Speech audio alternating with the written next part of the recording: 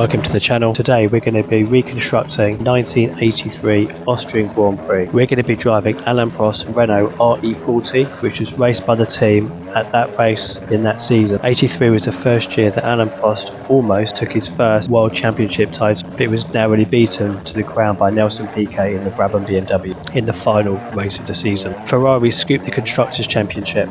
The chassis, it was a carbon fibre monocoque. The engine was a V6 producing over 1,000 in qualifying mode and 850 horsepower in race mode. And today we're going to have an almost complete grid of cars from that era. We've got Mansell in the JPS Lotus, we've got Lauda in the McLaren. As you see here, this is a start and finish. Bottom left is the simulation run, and the main screen we've got the circuit from the 83 race. We can see here the original Red Bull ring in green up the top there. We're actually using the one with chicane, the green circuit. The current Red Bull ring is significantly shorter, it's 4.3 kilometers as opposed to almost 6 kilometers. There were sharper turns on the current circuit. The old circuit was a lot more sweeping. When you're driving, and you'll see from the simulation, and you can see the circuit is actually set right in the middle of the mountains. As you can see, there's a lot of right-handers that really does load up the front left tyres, and they take an absolute pounding. Most of the drivers said there was significant tyre degradation, and Mansell, who finished 5th, said that his tyres went off on about lap 3 or lap 4. So there's huge amounts of potential to understeer, and we're going to have to really watch for that because we've got the high degradation quite high here.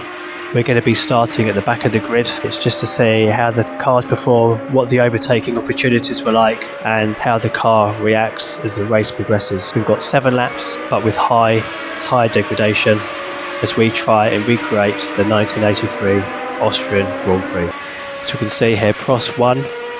We had René Arnoux in 2nd, Nelson Piquet in 3rd, Eddie Cheever, Prost teammate in 4th, Mansell and Lauda. Well, it's one of the most difficult tracks, high-speed corners. You have to always control your car.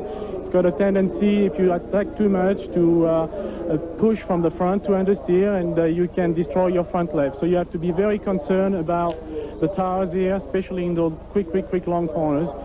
Every braking going into those corners is a difficult task because it's from very high speed, and you've got to be very vigilant. And it's a very enjoyable track, but very demanding. I like the track because it's very interesting when you have a good balance with your car. And also it's a track very difficult because it's many big bends and it's exciting. So yeah, listening to drivers there. There we go, there's Joey on our left.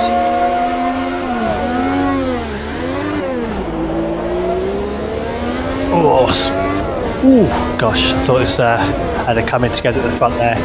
There we go, can we get past Jerrier? We'll see if we can overlay James Hunt's comments for Jerrier. Pretty amusing, definitely didn't like the Frenchman.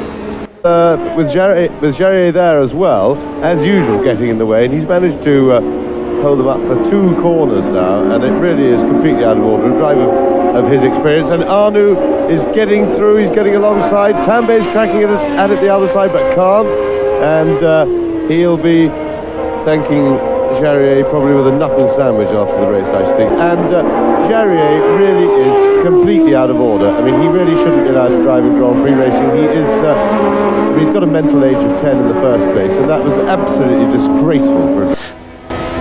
So not too bad for us, managed to get through there. No problems, didn't hold us up too much, unlike 83. I don't know if he had a problem with the other drivers. This bit here is quite, got to be steady around here. And then it's very fast out. And the turbo actually had pretty smooth.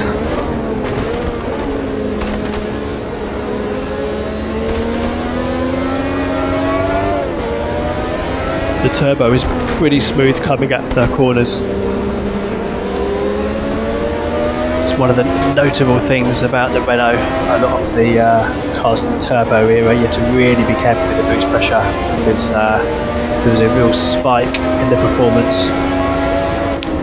Huge acceleration. seeing cars spinning, going wide, and sort of general sort of lack of control, sort of veering off to the left and right on the outside of corners.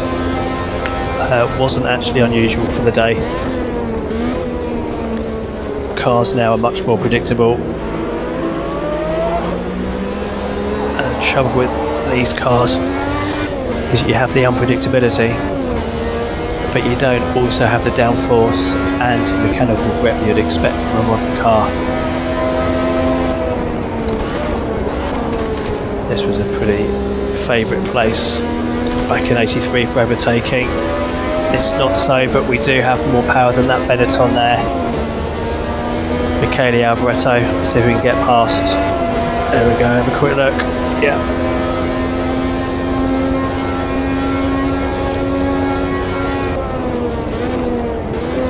We'll have a little talk about the course in a minute. Talk through the current circuit and where that deviates from this. Louder up ahead, looks like Keke Rosberg and that Williams is holding him up.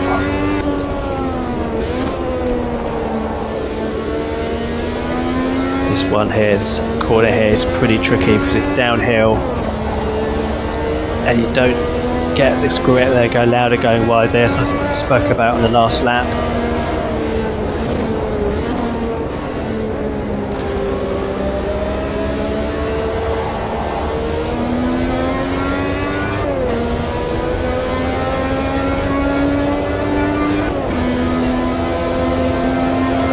If we can squeeze through here. We need to look at his mirrors. There, we got it. Now the '83 race, Prost actually hit Piquet. Piquet pulled slightly to the right and they bumped wheels. They didn't break the cars, but so it was enough to for Piquet's wheels to come off the ground actually. Prost had the inside, Piquet was a little bit further through the corner, actually cut into him, really aggressive. There we go, just past Stefan Johansson there. I think Stefan Johansson ended up becoming a Ferrari driver a few years later.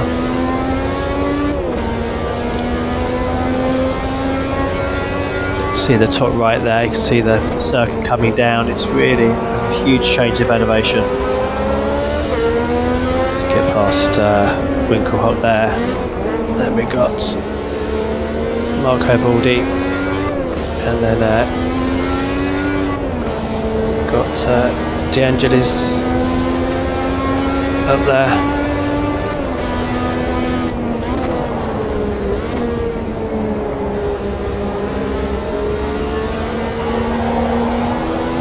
See the cloud coming down now. Now I'm not sure if the weather's going to change for the worse. It might end up raining. We are in the mountains and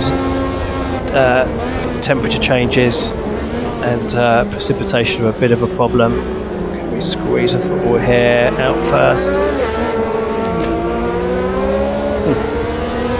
little bit of a twist there. We've got Mauro Baldi just ahead of us. Can we get past Elio De Angelis just ahead of him? Whoa. Tell you what, the circuit's definitely getting a bit cooler, maybe a little bit damp with this low cloud as well. This could be tricky. Definitely wouldn't be holding this race now if it was this poor visibility, but in those days I think the race probably would have gone ahead.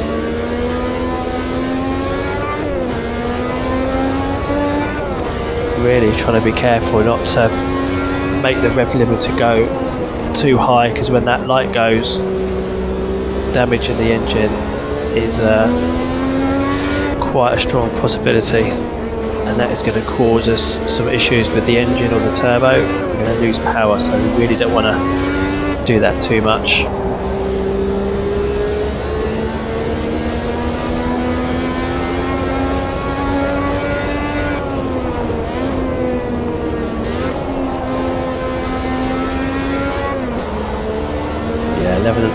11,500 RPM is where you want to go. I'm going to 12, a little bit over, and that is not doing the engine any favours. They've actually gapped a little bit now.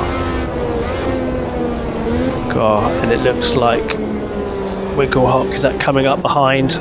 It might be a bit of a problem now. Definitely found a little bit of pace from somewhere.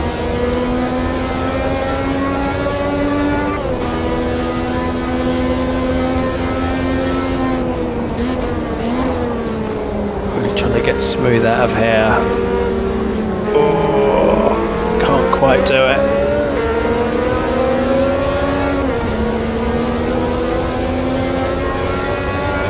So the clouds cleared actually. Still might rain yet. If it does, we better be ready to come in the pits and hope they've got the tyres.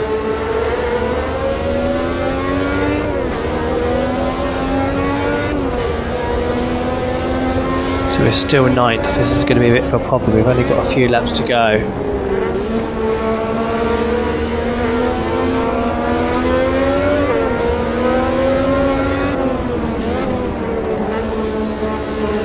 Really careful, keep it clean, keep it smooth. You don't want to touch wheels, cause a puncture, damage the suspension or steering rods.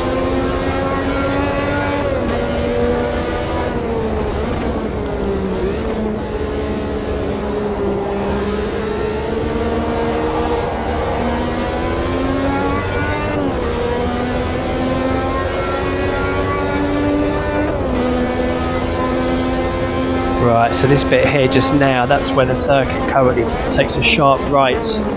But here we go on into the top section, which sort of heads off into the mountain, as it were. You can see the circuit rising up. It's absolutely full gas here. We did a race here in a modern Formula 1 car earlier in the year. Click on the top right screen if you want to see that. That was actually in the wet. Oh, look behind. There we go. That was Baldy. Just getting on the power too early and sliding that rear end. I tell you what, he's got a better run than me. I've got a bit of a problem here. There he's gone straight past. And this bit here is almost the new part of the new circuit. Actually extends slightly further. We would have turned right earlier as the circuit connects. And then this bit here now turns sharper than here, which you can go further into the mountains. Overall the circuit is just bigger in every aspect, less sharp, but as we try and get around here, it's definitely nicer to drive. You're flat out for longer in the circuit. Modern Formula 1 cars really just make this almost one long straight with don't really notice the corners, so just back there we sort of turn sharper right to head back to the start and finish. Here we go a bit further into the forest.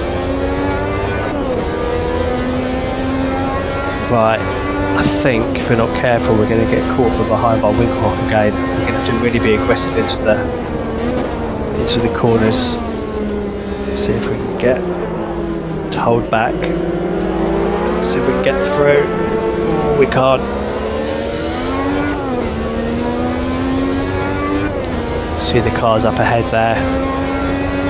17 seconds down on Prost, our teammate, who's leading. Got Eddie Cheever there, third, Arnoux. See if we can get a good run out of here. Oh, trying not to make contact, but this is going to be one of our last opportunities. We really don't want to finish in ninth.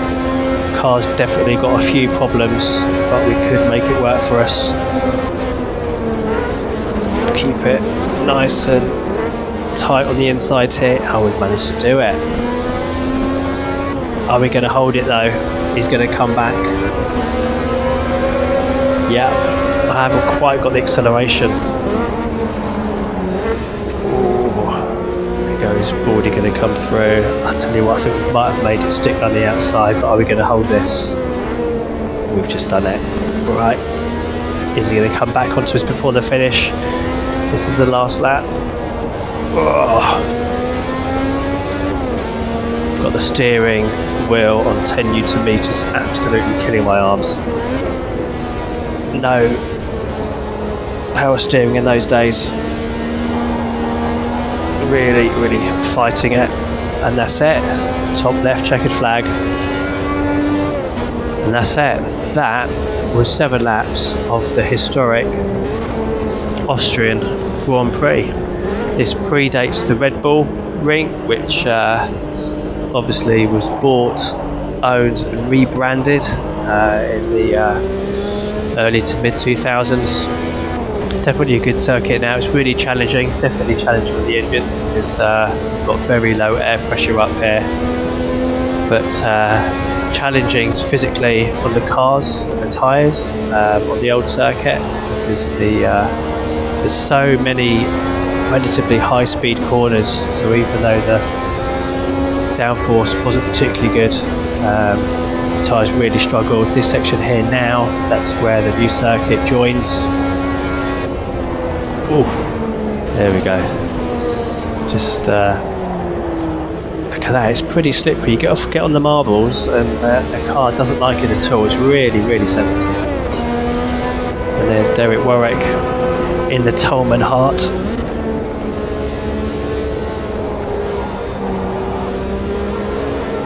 There you go, and that's De Cesare is there, riding for McLaren. Derek Warwick also drove for McLaren a few years later. And there we go, Andre De Cesaris in the Ferrari. It's our teammate, or Prost teammate, Eddie Cheever, finished 3rd. So yeah, you know, the Renault's really good cars didn't win the World Championship. But Prost went on to win the World Championship when he left them in '83 for McLaren in '84, and where he started his first of 4 World Championships. And yeah, looking at the results here, Alain Prost with a 1:41, we actually ended up doing a 1:40.06. But yeah, look at the top there, Prost, Arnoux, PK didn't finish in ours. We had Cheever, Mansell and Lauda, so it's pretty close. Prost, Arnoux and Cheever, 1-2-3 in ours and 1-2-4 back in the real '83 race. Jean-Pierre Jardier, James Hunt's favourite, finished in last with the 1:51. Thanks for watching, and we'll see you at the next one.